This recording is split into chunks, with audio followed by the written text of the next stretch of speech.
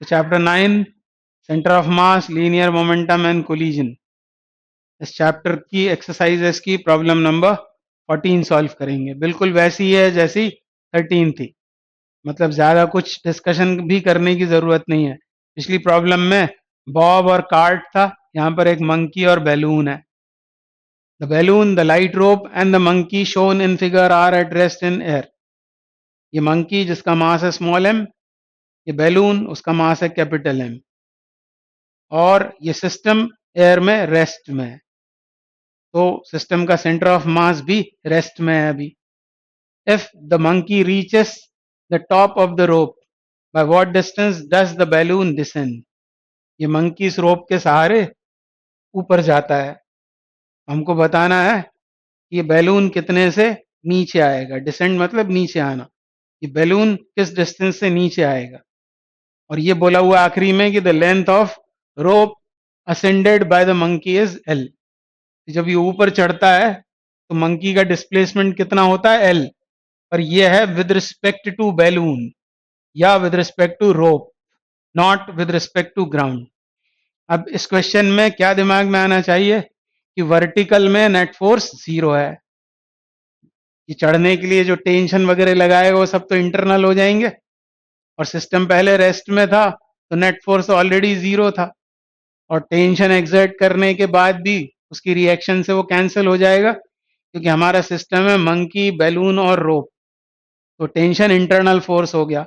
यानी in short vertical में net force 0 है, तो वाई सी एम 0 होगा यदि इस डायरेक्शन को हम वाई मान रहे हैं और पॉजिटिव मान रहे हैं, तो वाई सी एम 0 रहेगा। बस इतनी बात दिमाग में आ जानी चाहिए। और वाई सी एम यदि 0 है तो वाई सी एम का फॉर्मूला जब हम लिखते हैं तो डिनोमिनेटर में जो एडिशन ऑफ मासेस आता है वो क्रॉस मल्टीप्लाई होकर 0 हो जाएगा।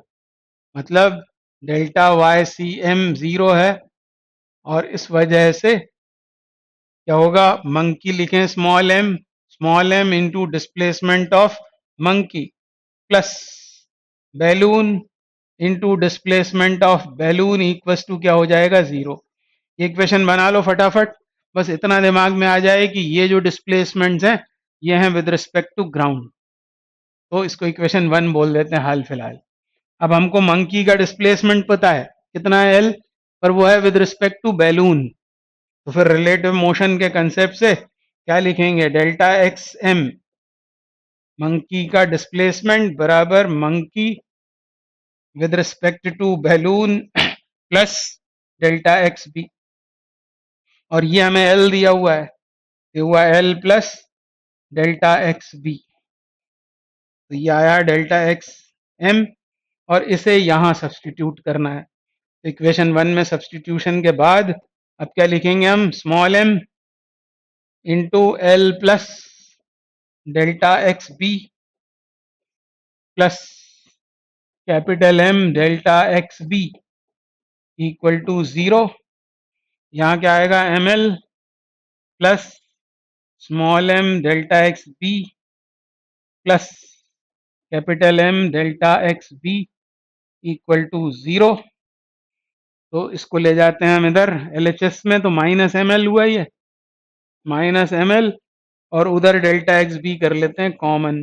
डेल्टा एक्स बी कॉमन करेंगे, अंदर क्या बचेगा, capital M plus small M, बस तो ये आ गया आंसर।